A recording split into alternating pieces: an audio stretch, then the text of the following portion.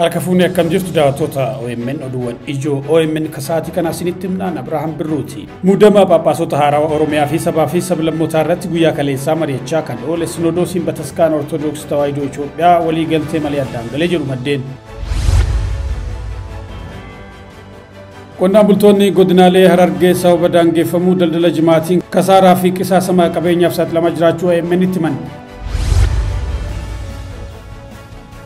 Godina Arsii Aanaa Sirkaatti Aadde Shukrii Umar Furoo daa'ima isaanii ganna lamaa waliin hidhamanii haala baay'ee rakkisaa keessa jiraachuu miseensonni maatii himan. Waraanni kutaalee Oromiyaa garaagaraatti mootummaa fi waraana bilisummaa Oromoo gidduutti deemaa jiru akkaan isaan yaaddessu jiraattonni himan. Hidhattoonni faannoo Salaalee Aanaa Dharraatti osoo meeshaa waraanaa daddabarsanuu eeruu uummataatiin to'atamu maddeen keenya Salaalee himan. Itoophiyaatti hanqina maallaqaa irraa kan ka'e piroojeektoota misoomaa hedduun dhaabbachuun ibsamee jira. Qorannoon heera Itoophiyaa kaa'ama jiru fooyyessuuf dhiyaate yaada dursee yaadameen irratti hundaa'uun kan gaggeeffame ta'uu hayyoonni seeraa himan. Muudama Phaaphaasota haarawaa Oromiyaa fi sabaa fi sablammootaa irratti guyyaa kaleessaa mari'achaa kan oole Sinodoosiin Bataskaana Ortodoksii Tawaahidoo Itoophiyaa walii galtee malee addaan galee jiru maddeen. Gaaffiin uummataa deebii akka argatuu fi muudamni abboota armaan dura Phaaphaasota sadaniin godhamee akka mirkanaa'u Abuna Saawiroos, Abuna Zeenaa Maarqoosii fi Abuna Ewostaatiyoos deeggaruudhaan Phaaphaasonni akka Abuna Henook, Abuna Naatnaa'el, Abuna Rufaa'el fi Abuna Istifaanos jedhaman yaada muudamaa deeggaruu maddeen keenya himan.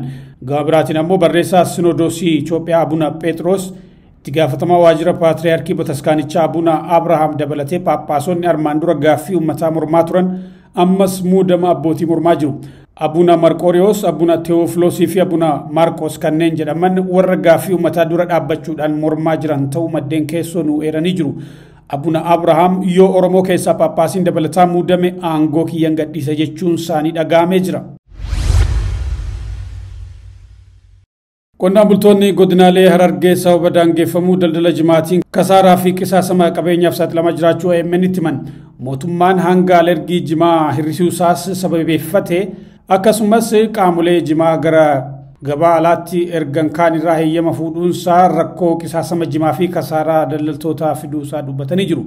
Yeroo ammaa kanatti gabaan jimaa kufee jiraachuu kan himan qonnaan bultoonni Harargee jimaan ooyiruu irratti babbadaa jiraachuu fi kan cabe immoo gabaa dhabee isaan harkatti gogaa jiraachuu ibsanii jiru.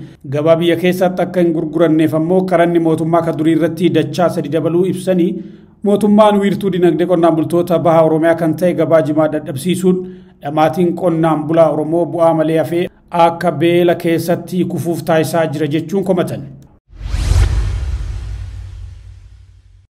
Godina Arsii Aanaa Sirkaatti Aadde Shukrii Umar Furoo daa'ima isaanii ganna lamaa waliin hidhamanii haala baay'ee rakkisaa keessa jiraachuu miseensonni maatii himan. Aadde Shukrii Umar qabata ijoolleen keessan waraana bilisummaa Oromooti jedhuun kanaan dura marsaa hedduuf kan hidhaman ta'anis yeroo ammaa kanatti dhukkubsachaa otoo jiranii hidhamuun isaanii baay'ee akka isaan yaaddessu maatiin OMN itti himan. Waajjira poolisii Aanaa Sirkaatti Aadde Shukriin alattillee namoonni 100 ol ta'an qabata deeggartoota waraana bilisummaa Oromooti jedhuun erga hidhamanii ji'oota lakkoofsisuu maddeen himanii jiru. Waraanni kutaalee Oromiyaa garaagaraatti mootummaa fi waraana bilisummaa Oromoo gidduutti deemaa jiru akkaan isaan yaaddessu jiraattonni himan. Jiraattonni godinaalee Shawaa Lixaa, Horroo Guduruu Wallaggaa, Arsii, Gujii fi Shawaa Bahaa aanaalee garaagaraa OMN'if yaada isaanii kennan mariin marsaa jalqabaa xumuramuu hordofee wal waraansi hamaan naannoo isaaniitti adeemsifamaa jiraachuu dubbatanii jiru. Mootummaan humna guddaa bobbaasuu hordofee wal waraansichi mudachuu eeranii kanaanis hawaasarra rakkoo hamaan gahaa akka jiru ibsan. Humnoonni mootummaa waraana bilisummaa Oromoo deeggartu da'oo taatanii fi jirtu jechuun uummata nagaa irratti hubaatii geessaa jiraachuus jiraattonni himatanii jiru. Hidhattoonni faannoo Salaalee Aanaa Dharraatti osoo meeshaa waraanaa daddabarsanuu eeruu uummataatiin to'atamu maddeen keenya Salaalee himan.